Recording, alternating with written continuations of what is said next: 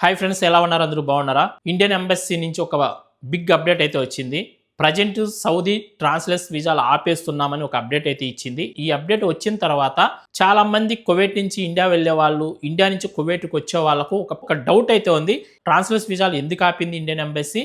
మనం ఇంటికి వెళ్ళాలంటే వెళ్ళలేమా? ఒకవేళ కువైట్ రావాలంటే రాలేమా అనే దాని గురించి మీకు ఈ వీడియోలో క్లారిటీగా చెప్తా. వీడియో లాస్ట్ వరకు చూడండి. అలాగే ఇంకా కొన్ని ముఖ్యమైన అప్డేట్స్ ఉన్నాయి. అవి కూడా ఈ వీడియోలో క్లారిటీగా తెలుసుకుందాం. వీడియో అయితే లాస్ట్ వరకు చూడండి. ఈ వీడియోని ప్రతి ఒక్కరూ లైక్ చేయండి. కొత్తగా ఎవరైనా చూస్తుంటే మన ఛానల్ని సబ్స్క్రైబ్ చేసుకొని పక్కనే ఉన్న బెల్ ఐకాన్ ఆన్లో పెట్టుకోండి.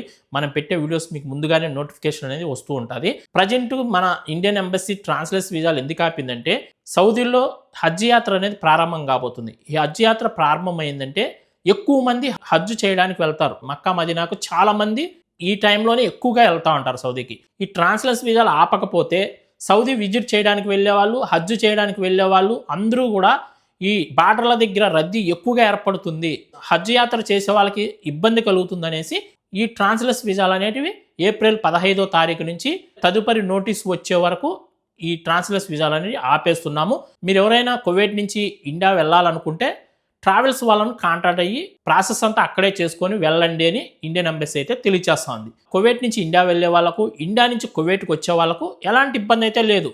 మీరు ఒకవేళ టికెట్స్ బుక్ చేసుకొని ఉన్నా, ఒకవేళ బుక్ చేసుకోవాలనుకున్నా కానీ మీకైతే ప్రాబ్లం లేదు. మీరు ఎవరైనా వెళ్ళాలనుకుంటే కువైట్లో ఉన్న ట్రావెల్స్ వాళ్ళ దగ్గరికి వెళ్ళి టికెట్లు బుక్ చేసుకోవచ్చు. జజీరా వాళ్ళది ప్యాకేజ్ అది మొత్తం. మీరు ఇక్కడ నుంచి ఇండియా వెళ్ళే వరకు మొత్తం ప్యాకేజీ. మీరేం సౌదీ విజిట్ చేయడానికి వెళ్ళలే కదా, మీరు ఇండియా వెళ్తున్నారు, ఇంటికి వెళ్తున్నారు. మిమ్మల్ని డైరెక్ట్గా తీసుకెళ్లి ఎయిర్పోర్ట్లోనే వదులుతుంది బస్సు. మధ్యలో ఎక్కడ మిమ్మల్ని దింపదు కాబట్టి మీకు ఇబ్బంది ఉండదు. ఇండియాకు ట్రావెల్ చేసే వాళ్ళకు ఎలాంటి ఇబ్బంది ఉండదు. ట్రావెల్స్ వాళ్ళ దగ్గరికి వెళ్ళి టికెట్ బుక్ చేసుకొని మీరు ఏ డేట్కి వెళ్ళాలంటే ఆ డేట్కు మీరు ఇంటికైతే వెళ్ళొచ్చు. ఏమంటే టికెట్ కాస్ట్ అనేది ఎక్కువగా ఉన్నాయి. ప్రజెంట్ 300 దినార్ల నుంచి 350 దినార్ల వరకు ఉన్నాయి. అంటే 1,00,000 నుంచి 1,10,000, 1,20,000 టికెట్ పెట్టుకొని వెళ్ళాలి ఎవరైనా ఎమర్జెన్సీకి ఇంటికి వెళ్ళాలనుకుంటే. ఈ ట్రాన్స్లెస్ వీసాలు ఆపేశారు, ఇంకా మేము ఇంటికి వెళ్ళలేమేమో, ఆల్రెడీగా మేము టికెట్ బుక్ చేసుకున్నాం, మా డబ్బులు వస్తాయా రావా, ఇలాంటి డౌట్లు ఏం పెట్టుకోకండి. టికెట్ బుక్ చేసుకునే వాళ్ళకి ఇబ్బంది లేదు. ఒకవేళ మీరు వెళ్ళాలనుకున్నా కూడా ఇబ్బంది లేదు, వెళ్ళొచ్చు. ఇండియా నుంచి కువైట్ రావాలనుకున్న వాళ్ళకు కూడా ఎలాంటి ఇబ్బంది లేదు. టికెట్ బుక్ చేసుకున్న రోజు నుంచి 14 రోజులు టైం ఉంటే మీ వీసాలో కువైట్కి వెళ్ళొచ్చు అని నిన్న జజీరా ఎయిర్వేస్ వాళ్ళు అప్డేట్ ఇచ్చారు. మళ్ళీ ఈరోజు ఏమొచ్చింది అప్డేటు, మీ వీసా టైం అనేది 10 రోజులు ఉన్నా చాలు.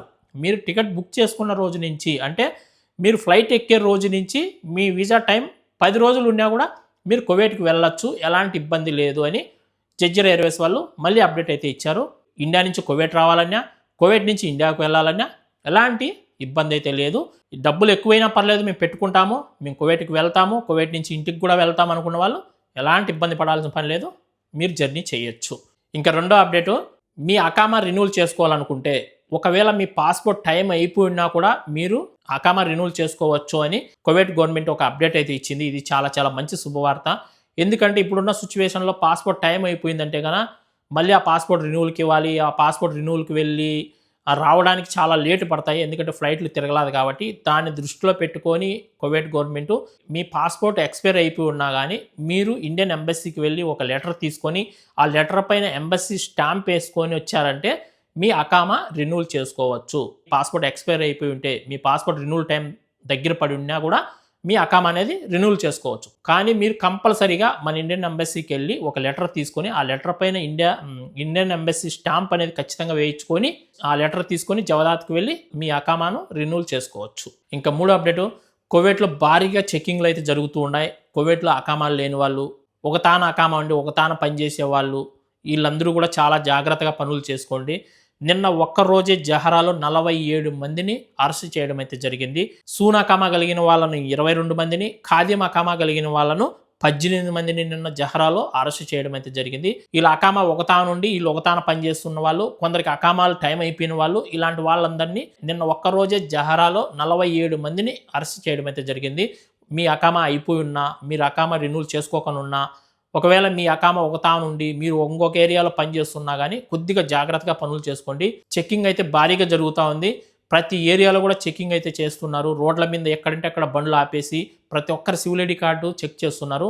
ఒకవేళ దొరికారంటే కనుక ఖచ్చితంగా మీ పైన చర్యలు తీసుకునే అవకాశం ఉంటుంది. ఒక్కొక్కసారి మిమ్మల్ని దేశ బహిష్కరణ చేసే అవకాశం కూడా ఉంటుంది. ఫింగర్ వేసి దేశ బహిష్కరణ చేశారంటే లైఫ్లో మళ్ళీ మీరు కువైట్కి వచ్చే అవకాశం కూడా ఉండదు. అందువల్ల కొద్దిగా బయట పనులు చేసుకునే వాళ్ళు జాగ్రత్తగా పనులు చేసుకోండి. ఈ వీడియోని ఇంకా ఎవరైనా లైక్ చేయకుండా ఉంటే లైక్ చేయండి. కొత్తగా ఎవరైనా చూస్తుంటే మన ఛానల్ని సబ్స్క్రైబ్ చేసుకోండి. మరొక మంచి వీడియోతో మళ్ళీ కలుసుకుంటాను. అందరూ బై ఫ్రెండ్స్. జై హింద్.